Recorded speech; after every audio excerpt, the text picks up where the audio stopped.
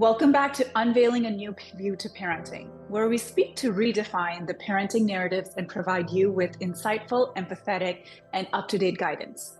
I'm your host, Nikki, and today we delve into a topic that touches every new mother's life, but often not spoken about with the openness it deserves. We're talking about the common breastfeeding challenges. Breastfeeding is natural, but it doesn't come naturally to everyone.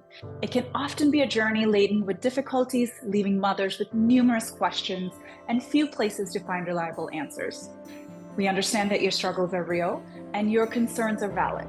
And so today we have an expert who has dedicated her career to studying, understanding, and resolving breastfeeding issues. I'm thrilled to introduce Lauren Carratu, who brings 18 years of expertise as maternal child health nurse with 5 additional years as a certified nurse midwife. Without any further delay, welcome, Lauren. Let's navigate this crucial conversation together. We're glad to have you. Hi, Nikki. Thank you so much for having me. It's an honor. To start us off, can you give us an overview of the most common breastfeeding problems that new mothers face and why they occur? Yeah, absolutely. So I think a lot of new moms are really unaware of the expectations that breastfeeding and demands.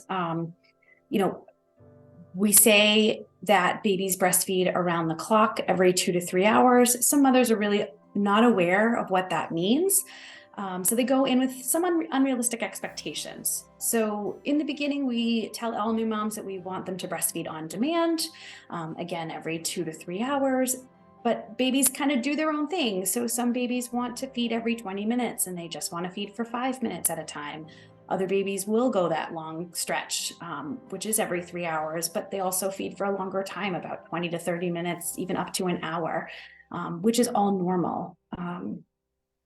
Right. And so from this extensive experience, could you provide us with some practical solutions to tackle these breastfeeding issues? Are there any preventive measures mothers can adopt?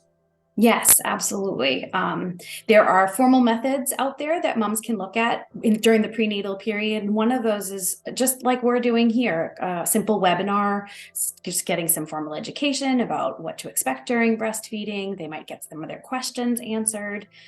Other mothers seek to take a course or a class prior to their baby being born, again, to get that formal education.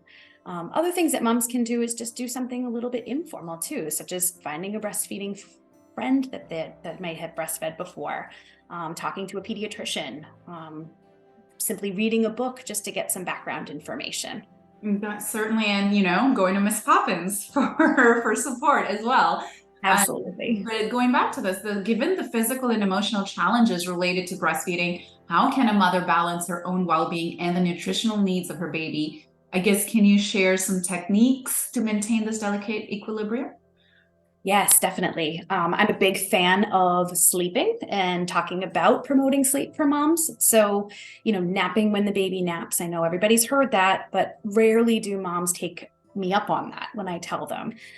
I do hear a lot of moms that are trying to do a lot of other things, taking care of a toddler or taking care of their home or even incorporating some work into the mix. But it really, if moms can promote their own well-being by sleeping, it does make breastfeeding a little bit easier. I tell moms that the body can't make breast milk if the body is not healthy, and healthy really includes sleep as well. Yeah, gosh, I know. Being a twin mom myself, it was a challenge to do tandem feeding and the whole sleep issue. But awareness, education, knowledge, and all of these techniques helped me get through. But just like myself, I know parents are always confused between breastfeeding and formula feeding. That came up a lot, especially with my twins. Since I wasn't able to produce enough milk, but I wanted to obviously go down the journey of a 1 year of breastfeeding target at least. Could you, I guess, talk us through or take us through the benefits of breastfeeding? And what are your thoughts on formula feeding? Yes, absolutely. So, the research out there says breast is best. And I do support that if that's a realistic journey for a lot of moms. But I also like to encourage moms to be aware that there is formula out there if they need it. My personal experience with formula is that it's there if we need it, and we're lucky enough that we have it.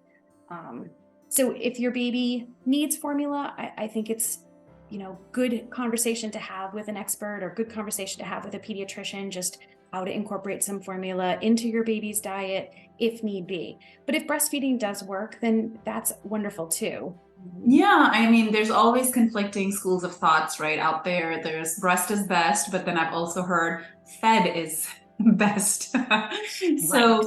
I think it's an ever-growing challenge and trying your best to do breastfeeding, but then of course chatting with pediatrician to make sure you're mentally healthy as well as your child's fed is, I agree, probably the best of the approach.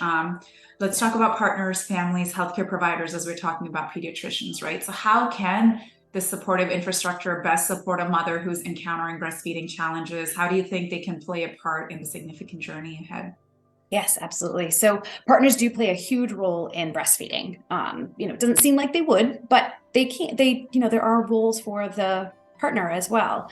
So being emotionally supportive is huge. Just having somebody there, just to acknowledge just the challenges that can come up with breastfeeding. Also, partners can do all of the other things like housework, food preparation, taking care of toddlers, any of the things that are going to just add to mom's plate. The partner can totally do that or take that off of mom's hands while she just really focuses on herself and breastfeeding her baby. Such an important note to take away, to have that balance. Thank you, Lauren. Bye, Nikki. Thank you so much. Thank you, Lauren, tremendously for the invaluable insights today. Your experience and knowledge undoubtedly shed new light on understanding the challenges of breastfeeding. Listeners, as we conclude today's discussion, remember your struggles are valid and your efforts are commendable. Breastfeeding is a journey, and like any journey, it comes with its share of obstacles and victories. You're not alone. To continue receiving enlightening parenting resources, do visit our website, misspoppins.io. Here you'll discover a range of content from engaging articles to helpful videos. Also, don't forget to download the Miss Poppins app, where you can access our curated list of childcare experts and parenting coaches. Tailor-made packages are just a click away. As we wrap up the episode, remember that each challenge you face is a stepping stone towards an enriching journey of parenthood. Stay tuned to Unveiling a New View to Parenting, and until next time, this is your host, Nikki, bidding you farewell. Stay curious, stay supportive, and above all, stay strong.